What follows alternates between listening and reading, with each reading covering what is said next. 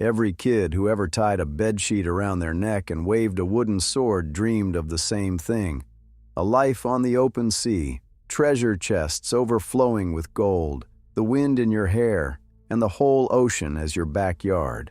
Hollywood gave us Captain Jack Sparrow stumbling through adventures with eyeliner and perfect teeth. But the real golden age of piracy, roughly the late 1600s through the 1720s, smelled nothing like a movie set. It smelled like rotting flesh, stagnant bilge water, and several hundred men who had not bathed in months. Today, we are peeling back the romanticized version of pirate life and diving face first into what hygiene was really like on a golden age pirate ship. You might want to hold your breath. Bathing was, to put it plainly, not a priority. Fresh water on a sailing vessel was one of the most precious resources on board, and every drop was rationed for drinking and cooking. The idea of using it to wash your body would have struck most pirates as absurd, like burning money to stay warm. Seawater was the only alternative, and anyone who has ever stepped out of the ocean knows how that goes. Salt dried on the skin in a white, itchy crust. It cracked in the creases of elbows and knees. It chafed against clothing until raw patches formed, and those raw patches, in the tropical heat of the Caribbean, became breeding grounds for infection. Tropical ulcers, a type of open sore that ate through the skin and sometimes down to the bone, were a constant threat in these conditions. The combination of salt irritation, sweat, filth, and humidity created the perfect environment for bacteria to flourish, and once an ulcer set in, there was almost nothing on board to treat it. Some sailors did rinse off with buckets of seawater hauled up over the side, but this was less a bath and more a brief, stinging reminder that the ocean was not on your side. Rain was the closest thing to a shower most pirates ever got. When a storm rolled in, men would strip down on deck and stand in the downpour, scrubbing themselves with their bare hands. It was not modesty, it was desperation. Some captains actually encouraged it, knowing that a slightly cleaner crew was a slightly healthier one. But the moment the rain stopped, the filth started building right back up again. In the Caribbean, where many Golden Age pirates operated, the heat and humidity meant that within hours of drying off, a man was already soaked in fresh sweat, and the cycle of grime began all over. A crew that had been at sea for 3 or 4 months without making port carried a collective stench that could reportedly be detected downwind before the ship itself came into view. Dental care during the golden age of piracy was essentially non-existent. There were no toothbrushes on board, no pastes, no powders, nothing. Pirates ate hardtack, salt pork, and dried fish, all of it tough enough to crack a healthy tooth, let alone one already weakened by months of nutritional neglect. Sugar, when they raided it, made things worse. Rum, their drink of choice, was not doing their gums any favors either. The acid and the alcohol ate away at tooth enamel day after day, and without any way to clean the damage, decay set in fast. The result was a crew full of men with blackened, loose, and missing teeth, gums swollen and bleeding, breath that could clear a room below deck, which is saying something considering what those rooms already smelled like. When a tooth became unbearable, the solution was extraction, usually performed by whoever on the ship had the steadiest hands and a pair of pliers or a pelican, a crude lever-shaped tool designed to wrench teeth from the jaw. No numbing agent, no sterilization, just a firm grip, a quick yank, and hopefully the whole root came with it. When it did not, the broken stump left behind could abscess, and an abscess at sea, with no antibiotics and no surgeon, was a death sentence waiting to happen. The infection could spread to the jawbone, into the bloodstream, and from there it was only a matter of time. Men died from toothaches on pirate ships. It sounds almost silly until you understand that a rotting tooth with no treatment is not a minor inconvenience. It is a ticking bomb inside your skull. Some sailors tried to manage the pain by packing the cavity with clove oil or chewing tobacco, which numbed the area temporarily, but did nothing to stop the rot underneath.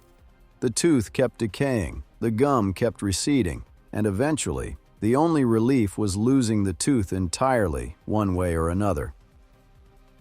The toilet on a pirate ship was called the head, and that name survives in naval language today for a reason no one particularly wants to think about. It was located at the very front of the ship, the bow, where the bowsprit jutted out over the water.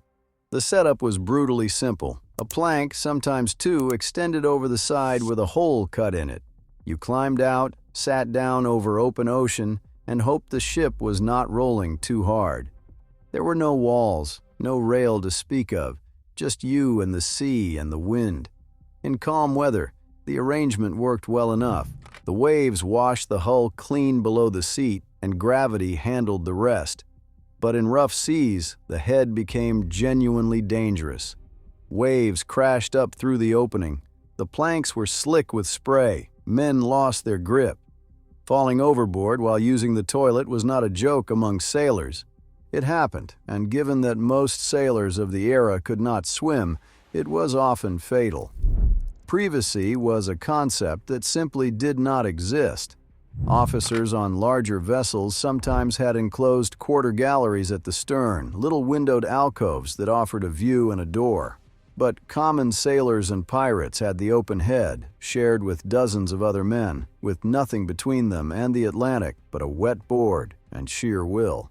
At night, or during storms when venturing to the bow was too risky, men used buckets below deck instead. Those buckets sat in the same cramped, poorly ventilated space where the crew slept and ate. They were not emptied on any schedule anyone would call regular. The smell became part of the air, so constant that after a while the crew stopped noticing it. Visitors noticed. They always noticed. And the waste that missed the bucket or sloshed out during a heavy roll seeped into the deck planks and dripped down into the bilge, adding yet another layer to the stew of filth accumulating at the bottom of the ship.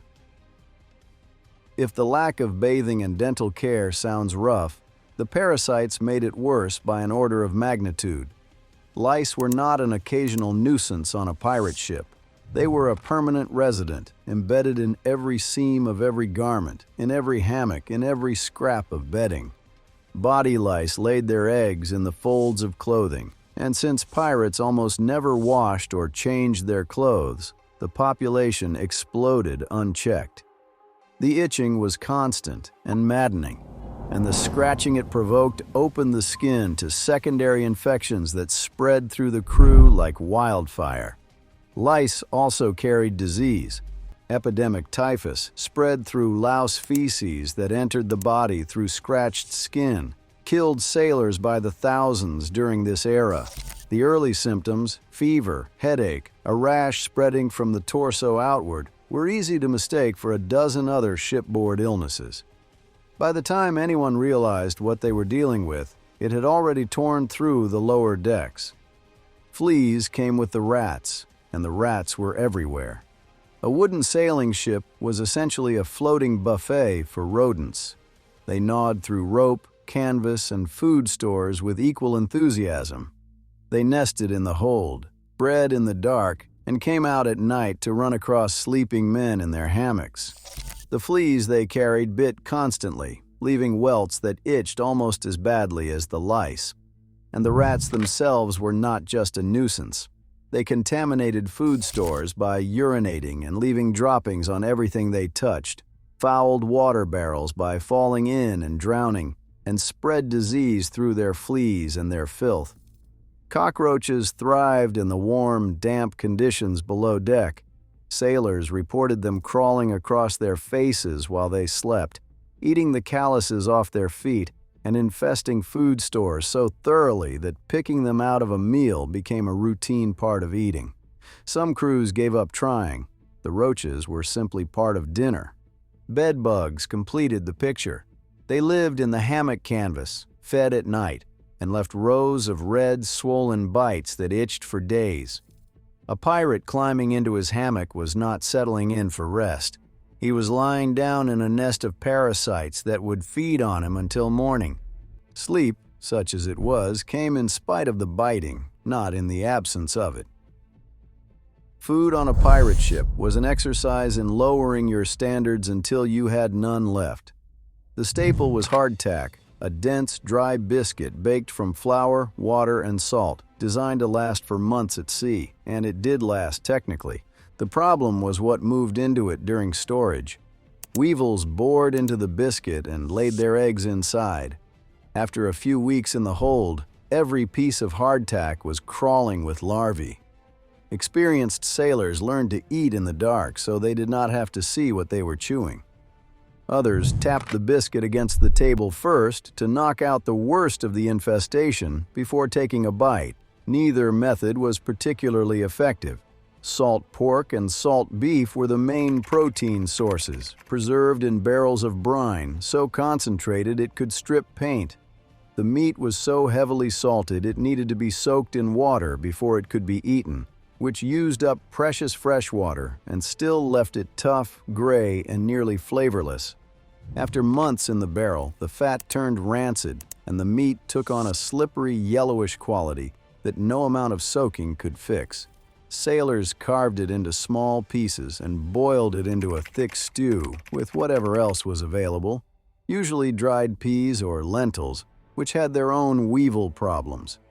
The smell of the stew was not what anyone would call appetizing, but it was hot, it was filling, and on a pirate ship, those two qualities outranked taste by a wide margin. Fresh provisions vanished within the first week or two of a voyage. Fruits rotted in the heat, turning soft and brown and covered in a fur of mold that spread from one piece to the next until the entire crate was a single mass of decay. Cheese grew mold so thick it had to be scraped off in layers before anyone could tell what color the cheese had originally been. Butter turned liquid in the tropical heat and went sour. Live chickens and goats, when carried on board, provided eggs and milk for a time, but they also added their own filth to the already overwhelming smell below deck. Their droppings mixed with the bilge water, their feathers clogged the scuppers, and when the animals eventually died or were slaughtered, the butchering happened right there on the deck with the same knives used for everything else. The galley, where cooking happened, was a brick-lined firebox on a bed of sand, open flame on a wooden ship. Meals were prepared by whichever crewman drew the short straw, often with no cooking skill whatsoever, using ingredients that were already halfway to compost. And yet, the crew ate. They ate because the alternative was starving, and starving at sea, surrounded by salt water you cannot drink and fish you cannot always catch, is a slower and uglier death than anything the weevils could deliver. Drinking water was a losing battle from the moment the ship left port. Water was stored in wooden barrels in the hold, and within days it began to change. Algae grew on the inside of the casks. The water turned green, then brown. It developed a smell that sailors described in terms usually reserved for swamp mud and dead animals. After a few weeks, it was thick enough to leave a film on the teeth and a taste in the mouth that lingered for hours. Pirates drank it anyway because the alternative was dying of thirst. Straining it through cloth helped with the visible debris but did nothing for the taste or the bacteria swimming in it. Dysentery, caused by contaminated water, swept through crews regularly, leaving men dehydrated, cramping, and too weak to work the sails. On a ship that depended on every hand to keep moving, a dysentery outbreak could leave the vessel effectively crippled, drifting while half the crew lay groaning in their hammocks. The solution, if you can call it that, was alcohol. Rum was plentiful in the Caribbean, looted from merchant ships and purchased cheaply at port. It did not spoil, it masked the taste of bad water, and it made the general misery of shipboard life slightly more bearable. The problem was that a crew full of drunk sailors was a crew that made mistakes, and mistakes at sea killed people. The Royal Navy addressed this by introducing grog, rum diluted with water, and sometimes sweetened with sugar or lime juice. Pirates, not being bound by naval discipline, often skipped the water part entirely. A ship full of men drinking straight rum from morning to night was not a vessel known for its sharp decision-making. But between foul water and strong rum, the rum at least did not give you dysentery. That was reason enough. Some crews tried to extend their freshwater supply by collecting dew in canvas sheets stretched across the deck overnight, wringing out whatever moisture the tropical air left behind. It was a pitiful amount, barely enough to wet the lips of a few men, but on a long crossing with empty barrels, it was better than nothing. The desperation for drinkable water shaped entire voyages. Pirates chose their routes partly based on where they could stop to refill casks, raiding coastal settlements not just for gold, but for the freshwater springs that kept their crews alive. Injuries at sea were common, and the medical care available was, to be generous, horrifying. Pirate ships rarely carried a trained surgeon. When they did, he was often the most valuable man on board, sometimes captured from a merchant vessel and forced to serve whether he wanted to or not. Articles of agreement among pirate crews frequently listed the surgeon as exempt from combat, not out of kindness, but out of practicality. Losing your only medical man in a boarding action was a disaster no amount of plunder could fix. His tools were closer to a carpenter's kit than a doctor's bag: saws, knives, needles, and thread. Wounds from battle, from falls in the rigging, from splinters thrown by cannonballs, all had to be treated on the spot with whatever was at hand. Cannonball splinters were particularly brutal. When a ball struck the wooden hull, it sent jagged shards of timber flying through the lower decks like shrapnel. These splinters, some of them a foot long, embedded themselves in flesh and had to be pulled out one by one with bare hands or tongs. The wounds they left behind were ragged and deep, and they were almost impossible to keep clean in the filthy conditions below deck.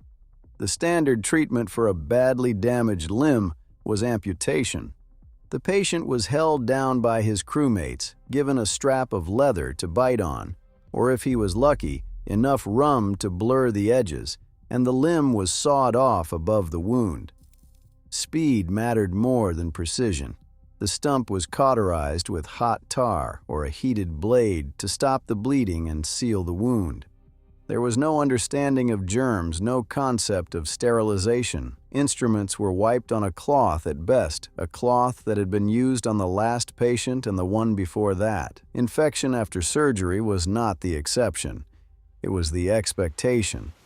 Gunshot wounds were probed with unwashed fingers to locate the ball.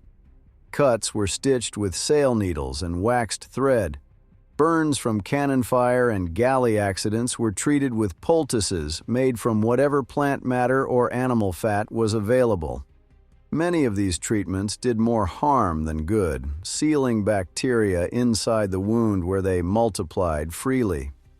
A pirate who survived a battle often had a longer fight ahead of him, lying in a hammock below deck, sweating through a fever, waiting to find out whether his body or the infection would win. Many lost that second fight. Scurvy was the silent killer of the Golden Age, and it was everywhere. The disease, caused by a lack of vitamin C, began slowly. Fatigue set in first, a bone-deep exhaustion that rest could not fix. Then the gums started to swell and bleed. Teeth loosened and fell out. Old wounds that had healed months or years earlier reopened as if they had never closed. The skin bruised at the slightest touch, covered in dark, painful blotches that spread across the legs and torso. Joints ached. The body felt like it was coming apart at the seams, because in a very real biochemical sense, it was.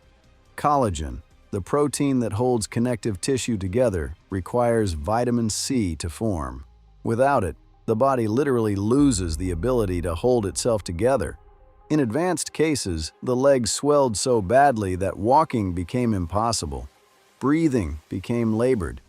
And then death followed quietly in a hammock below deck, surrounded by crewmates who were showing the same early symptoms and wondering if they were next.